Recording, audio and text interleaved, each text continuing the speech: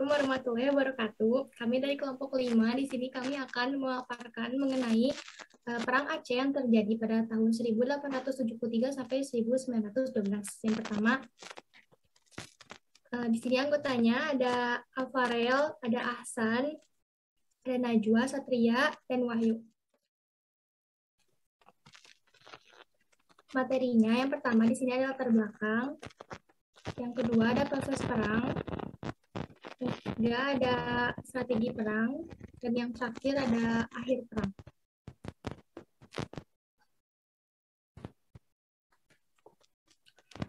Saya Nabila Rizky di sini akan memaparkan mengenai latar belakang Perang Aceh.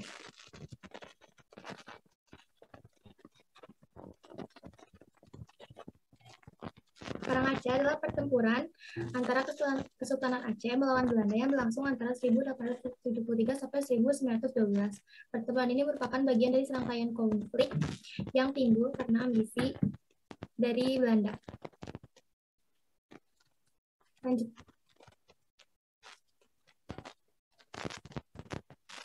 Mengapa Belanda ingin menguasai Aceh? Yang pertama, Belanda ingin mewujudkan Pax Nederlandica atau menguasai seluruh Nusantara termasuk Pulau Sumatera. Pax Nederlandica dijalankan demi kepentingan ekonomi. Belanda tidak mau kalau ada pesaing lain yang mengganggu kebijakan monopolinya termasuk Aceh. Yang kedua, ada semakin pentingnya posisi Aceh dengan dibukanya Tulisan Suarez pada tahun 1869.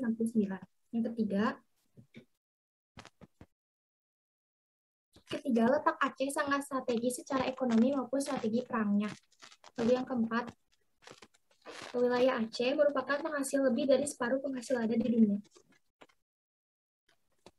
Dan yang terakhir, Belanda ingin menguasai sumber daya alam minyak yang ada di Aceh.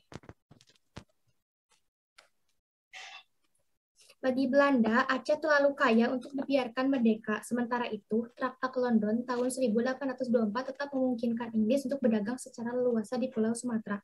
Oleh karena itu dibuatlah Traktat London. Traktat London dilakukan pada tanggal 17 Maret 1824. Traktat London adalah sebuah kesepakatan yang diadakan Inggris dan Belanda yang berisi tentang Belanda yang sudah mendapatkan tanah jajahannya di Nusantara, maka tidak boleh mengganggu kedaulatan yang dimiliki Aceh. Dengan Traktat London itu, Belanda sudah mulai merasakan bahwa itu adalah suatu kendala. Namun secara geografis politis, Belanda merasa diuntungkan karena kekuatan Inggris sudah bukan lagi sebuah kendala bagi Belanda.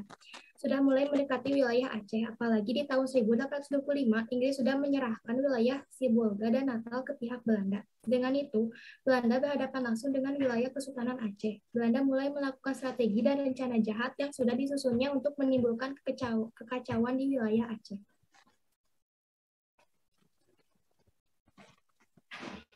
Lalu ada Traktat Siak.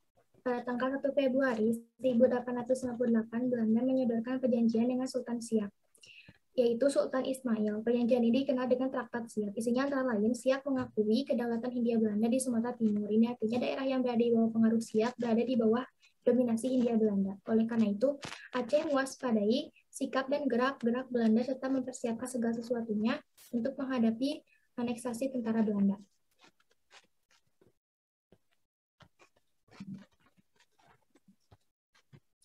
Lalu ada Traktat Sumatera. Salah satu sebab terjadinya Perang Aceh yaitu adanya politik ekspansi Belanda karena Traktat Sumatera yang isinya menyebutkan bahwa Inggris memberikan izin kepada Belanda menguasai Sumatera.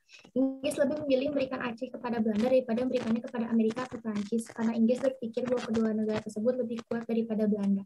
Dan Inggris memiliki hubungan politik yang tidak baik dengan Amerika. Dalam kesepakatan disebutkan bahwa Belanda tidak dapat mengganggu kemerdekaan Aceh, akan tetapi pada praktiknya Belanda tetap berusaha melancarkan serangan terhadap daerah Aceh yang jauh dari ibu kota. Sultan Aceh pun semakin mewaspadai dan bersiap untuk menghadapi segala kemungkinan yang terjadi. Kekhawatiran Aceh semakin meningkat saat Inggris dan Belanda menandatangani Traktat Sumatera tahun 1871.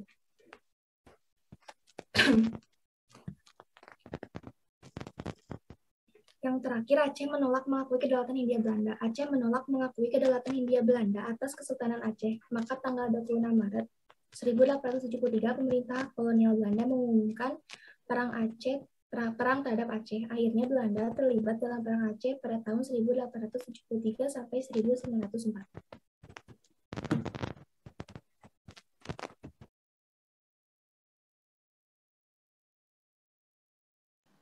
Berikutnya materi yang kedua yaitu proses perang yang akan disampaikan oleh Wahyu dan Najwa.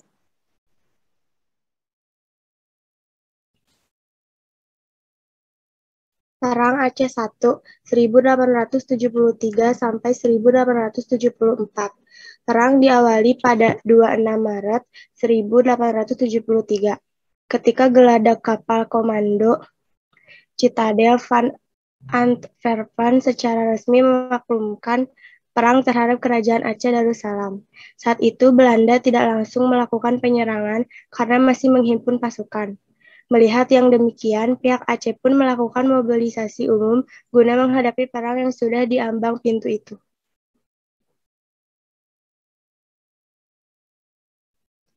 Akhirnya, pada 6 April 1873, pasukan Belanda yang dipimpin oleh Jenderal J.H.R. Kohler berlabuh di pantai Cirebon, Aceh Barat. Seketika itu, pasukan Aceh yang dipimpin oleh Panglima Polim dan Sultan Mahmud Syah dengan semangat jihad fisabilillah langsung menggempur pasukan Belanda dengan merlam. Keberhasilan pasukan Aceh dalam mempertahankan wilayahnya mengakibatkan Belanda kewalahan dan memutuskan untuk menghentikan serangan ini sembari menghimpun kekuatan maupun strategi baru.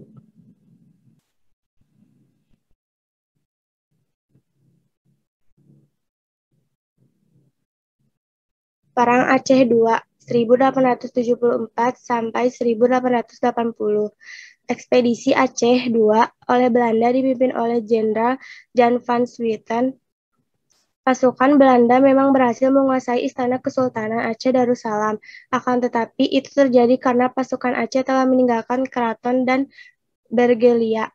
Oleh karena itu, sama seperti periode sebelumnya, pasukan Belanda tetap kewalahan dalam menghadapi pasukan Aceh di perang fase kedua yang dipimpin oleh Tuanku Muhammad Daud.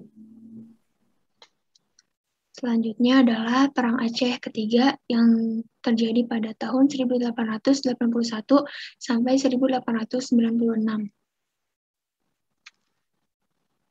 Masih dengan semangat jihad fisabilillah, para pejuang Aceh seperti Teku Umar, Cik Ditiro, Panglima Polim, dan Jutnyardin berhasil memobilisasi rakyat Aceh untuk melakukan perang gerilya melawan Belanda. Alhasil, Belanda semakin kewalahan dengan taktik dan semangat perang dari rakyat Aceh.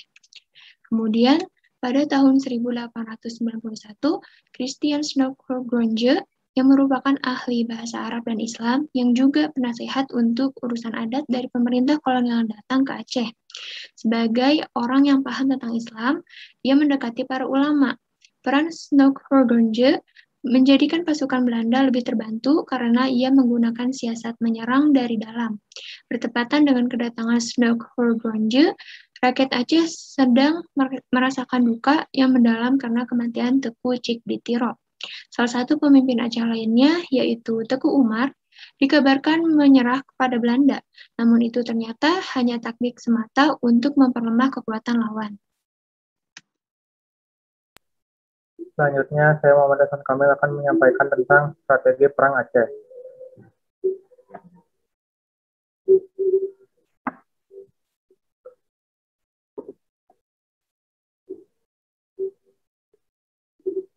Pada 1886, Teku Umar menyergap dan menyerang kapal api Hok Kanton yang sedang berlabuh di pantai Rigai, Aceh Barat. Pada 1893, Teku Umar sekali lagi melakukan tipu daya dengan berpura-pura memihak kepada Belanda. Walaupun rakyat Aceh mengutuk tindakan Teku Umar yang dikira mengkhianati rakyatnya sendiri. Setelah memihak kepada Belanda, Teku Umar mendapat kepercayaan Belanda dan diberi pasukan. Teku Umar juga bersembunyi di balik strategi berpura-pura melawan Aceh, dan tentara Aceh sering mundur dalam pertempuran yang meyakinkan Belanda bahwa Teku Umar dapat mematahkan perlawanan rakyat Aceh.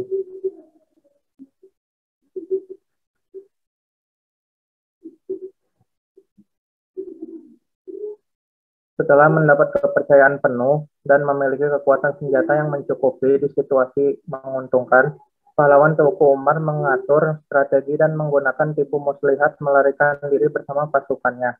Pada 30 September 1896, Teku Umar dengan seluruh pasukannya meninggalkan Belanda dengan membawa lari 800 pucuk senjata, 25.000 butir peluru, 500 kg mesiu, dan 5 ton timah, serta uang senilai 18.000 dolar dengan alat militer lain yang berharga.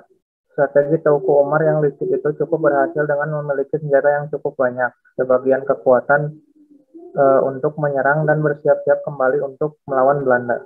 Assalamualaikum, saya Siti Febrian akan menjelaskan strategi pihak kolonial.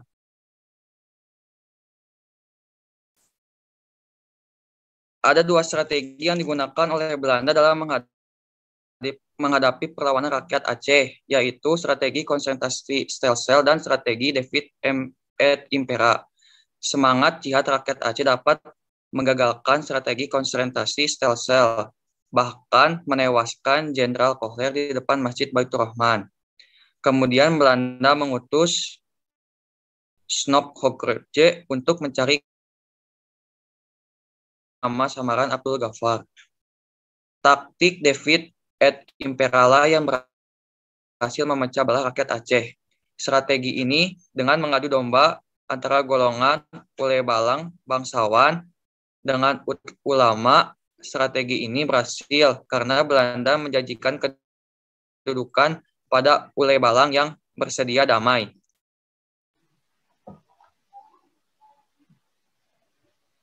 Saya Alfarel akan membacakan dan memaparkan perang Aceh keempat dan akhir pada tahun 1896 dan 1910. Ketiadaan Teuku Umar tidak membuat semangat rakyat Aceh padam terhadap Belanda. Dipimpin Jut Nyatin, istri Teuku Umar, dengan dibantu oleh pejuang wanita bernama Pocut Baren, rakyat Aceh terus melakukan perlawanan. Hingga akhirnya Teuku Umar yang kembali bergabung dengan pasukan Aceh. Sayangnya pada 11 Februari 1899, Teuku Umar gugur di Melaboh. Perjuangan pun kembali dilanjutkan oleh Cut Nyatin bersama Pocut Baren. Ibrahim Alfian dalam Perang Aceh di Jalan Allah. Perang Aceh tahun 1873 sampai 1912. Mengungkapkan kondisi rakyat Aceh mulai melemah karena kematian dari beberapa pemimpinnya. Terlebih strategi merusak dari dalam yang dijalankan Snophoortje juga berjalan dengan mulus dan semakin memperlemah pasukan dari rakyat Aceh. Tahun 1905, Cut Nyatin berhasil ditangkap dan kemudian wafat pada 1910. Kemudian Cut Nyatin pun menjadi penanda berakhirnya Perang Aceh. Tokoh-tokoh dalam Perang Aceh, yaitu Panglima Polim, Sultan Mahmud Syah, Tuanku Muhammad Daud, Teuku Umar, Teuku Cik di Tiro, dan Cut Nyatin, serta Pocut Baren. Sekian pemaparan dari kelompok kami. Mohon maaf bila ada kesalahan. Wassalamualaikum warahmatullahi wabarakatuh.